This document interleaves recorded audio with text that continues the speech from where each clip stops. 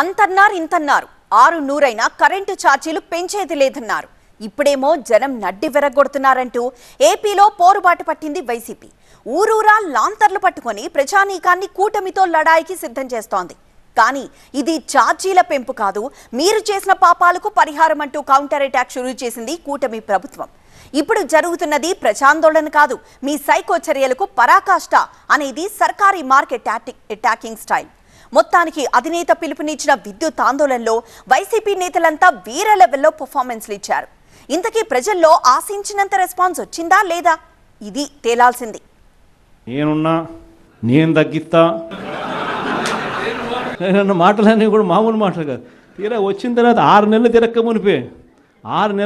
మునిపే 15,000 కోట్ల రూపాయలు బాధుడు ఉట్టి కరెంటు మీద.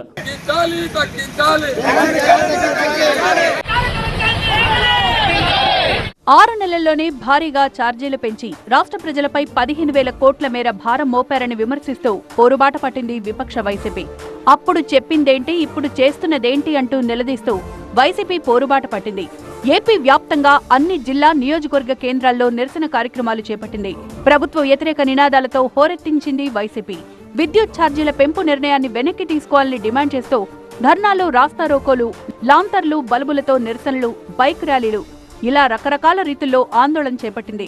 ర్యాలీగా వెళ్లి వినతి పత్రాలు సమర్పించింది.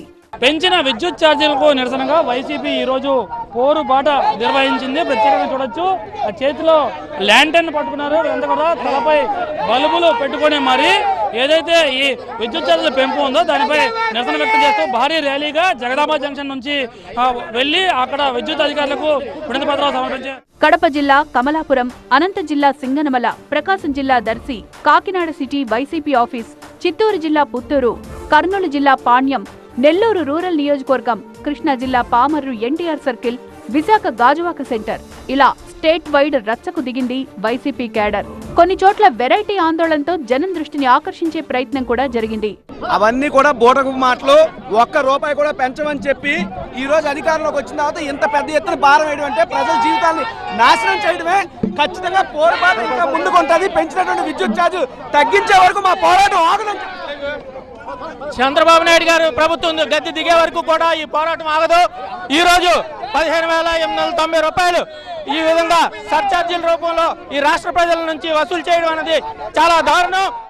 ఇప్పుడు ఏమైంది? గోవిందా గోవిందా గోవిందా బాబుడే.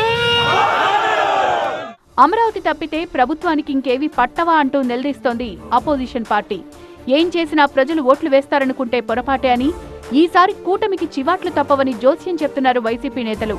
అబద్ధాలతో అధికారంలోకొచ్చి ప్రజల నడ్డి విరుస్తున్నారంటూ మండిపడ్డారు మాజీ మంత్రులు.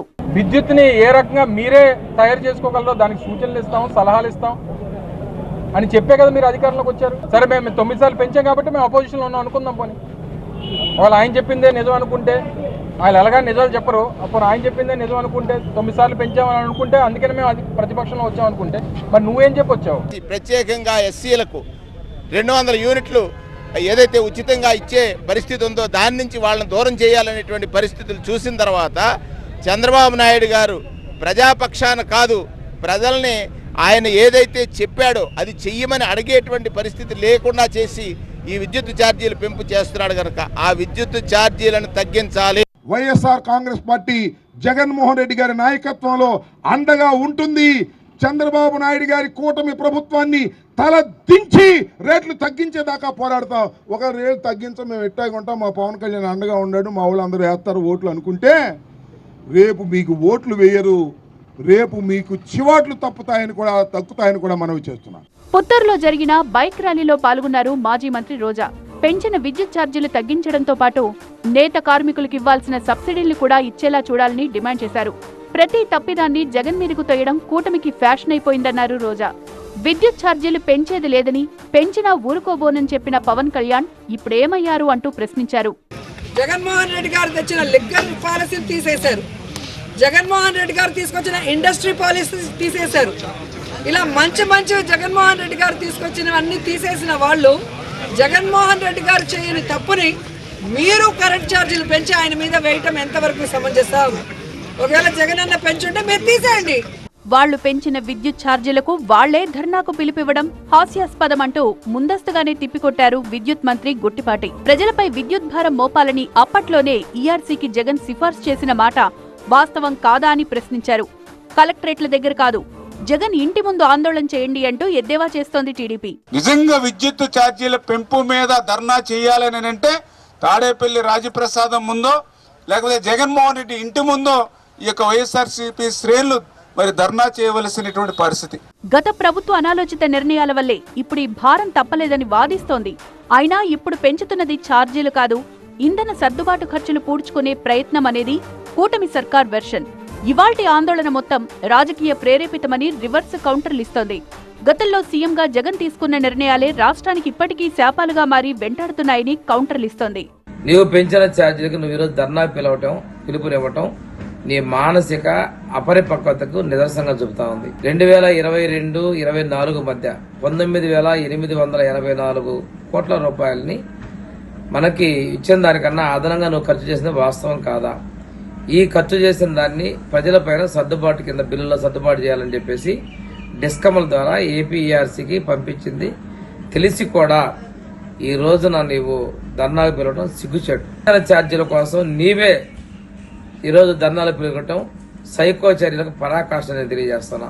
కానీ కరెంటు ఉద్యమంపై పార్టీ శ్రేణులకు పిలుపునిచ్చిన వైసీపీ అధినేత జగన్ మాత్రం క్షేత్రస్థాయిలో ఆందోళన చేపట్టకపోవడం ఆసక్తికరంగా మారింది.